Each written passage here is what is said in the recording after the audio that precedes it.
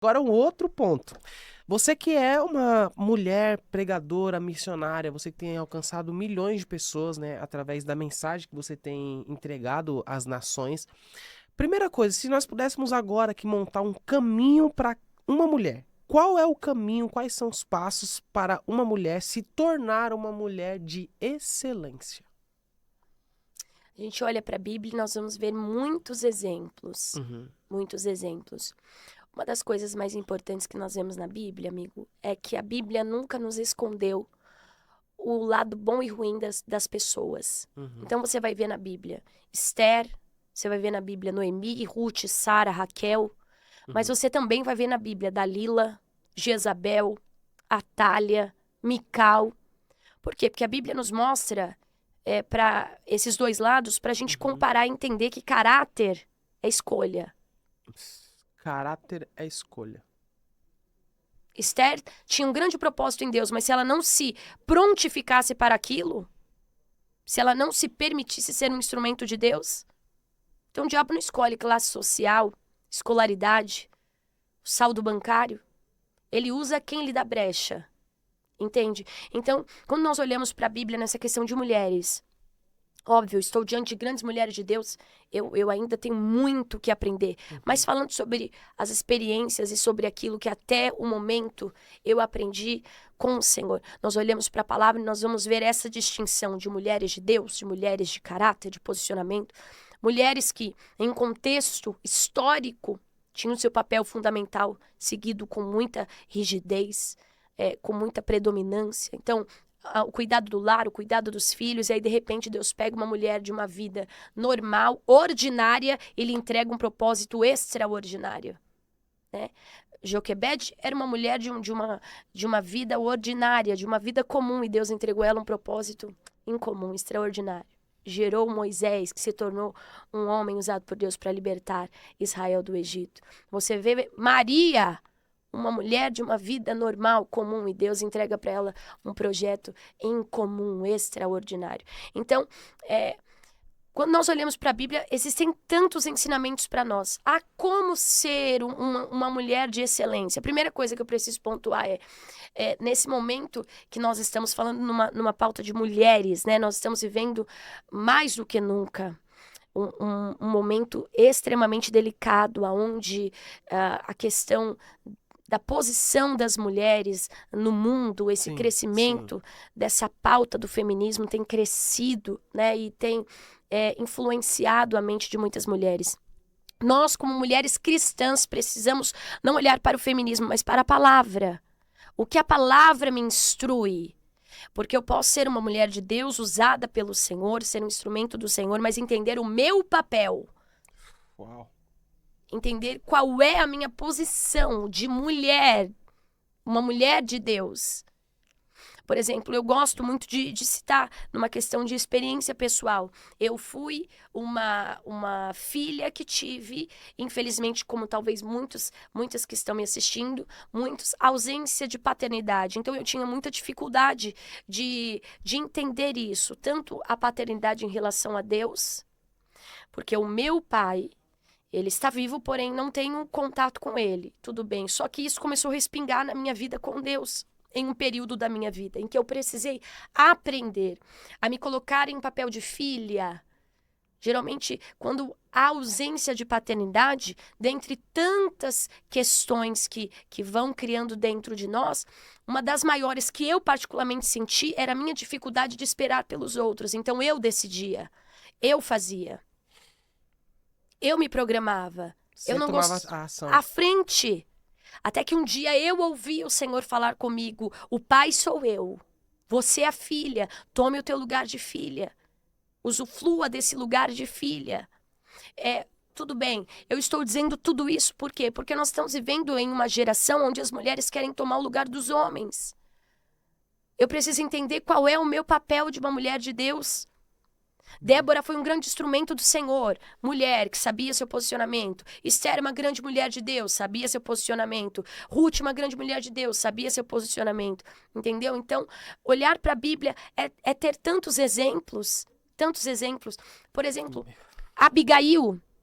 Quantas mulheres numa questão de relacionamento, de casamento, às vezes é casada com um esposo que não professa a mesma fé que ela, vive adversidades dentro do casamento, desafios que só ela e o Senhor sabe. Existem mulheres nesse mundo afora, amigo, que têm sido como Abigail, ela tem carregado culpas que não é dela. Ela tem sido um instrumento de Deus para paralisar guerras. Quando nós olhamos para o texto bíblico que fala-nos de Abigail, Nabal era um homem tolo, mas a Bíblia, quando vai falar de Abigail, vai dizer que ela era sábia, que ela era uma mulher de bom entendimento e bela. Então, muito mais do que uma aparência, é a essência, o entendimento, o compromisso com Deus. Abigail não era uma boneca de porcelana, ela era uma mulher bela, mas de entendimento. Então, na questão de Abigail, o seu esposo era tolo. Ele gerou todo aquele atrito com Davi, mas quando ela recebeu a situação, que ela recebeu a notícia da situação, que Davi estava vindo contra a casa dela para destruir tudo por conta da atitude de Nabal, seu esposo, ela se posicionou. Agora você entende que entre Nabal e Davi, ela era o meio? Entre a tolice e a vingança, Abigail foi o meio. E a Bíblia diz que ela montou num jumentinho. Sabe o que é isso? É a sabedoria montada num jumentinho. A sabedoria montou num jumentinho e foi encontrar Davi. Meu Deus. Porque não é porque o problema não é comigo que o problema não é meu. Não é porque o problema não é comigo. Yes. Que o problema não é meu. Ela tinha vários motivos na questão do que ela vivia de deixar acontecer. Só que ela sabia que dentro daquele lar, além de seu esposo, existiam pessoas inocentes que não poderiam pagar o preço por uma coisa que não fez. Então ela se posicionou. E sabe o que é mais interessante? É que a sabedoria subiu num jumentinho. E diante do rei Davi, diante de Davi, não foi a soberba, a autossuficiência que fez com que a sentença de vingança mudasse, mas a humildade. No reino de Deus, se você quer ser grande, você tem que ser pequeno, tem que ser servo, tem que ser humilde, simples. A sabedoria subiu no jumentinho e diante de Davi, da vingança que ele já tinha no coração. Você entende que ela não tinha nada a ver com isso? Não foi ela que causou isso. E quantas guerras talvez essa mulher de Deus está levando nos ombros sem ter culpa de nada? Uma coisa é você... Existem situações que você se coloca. Existem pessoas que estão assistindo esse podcast que, assim como nós, em algum momento da vida já colheu consequências de próprias decisões que teve. Deus não tem nada a ver com isso. Foi você que tomou a decisão. Mas existem problemas que você já acorda nele. Abigail, quando viu, ela já estava dentro do problema. Inserida, sim. Então, eu sempre digo, você não tem autoridade e capacidade de prever ou saber o que virá, mas você tem sabedoria para saber como agir quando esse problema chegar. Ela não tinha controle do que veio, mas ela soube agir quando chegou. Eu posso não ter controle, mas eu tenho que saber como agir quando chegar. Como eu vou agir quando esse problema chegar? Como eu vou agir quando a afronta chegar? Como eu vou agir quando a vingança chegar? Como eu vou agir quando problemas, resquícios de problemas que eu não tenho nada a ver respingarem em mim? Como é que eu vou agir? Se for pela tolice, eu deixo Davi destruir tudo. Mas se for pela sabedoria, mesmo Nabal sendo tolo, eu me coloco num posicionamento de uma mulher de Deus. Foi isso que Abigail fez. E foi a atitude de Abigail que paralisou a guerra. Então tem mulheres aqui de Deus que estão assistindo esse podcast, que Deus colocou elas em lugar estratégico. Aonde? Nem antes nem depois, no meio. Porque no meio você tem uma visão ampla. Exato. No meio você vê os dois lados.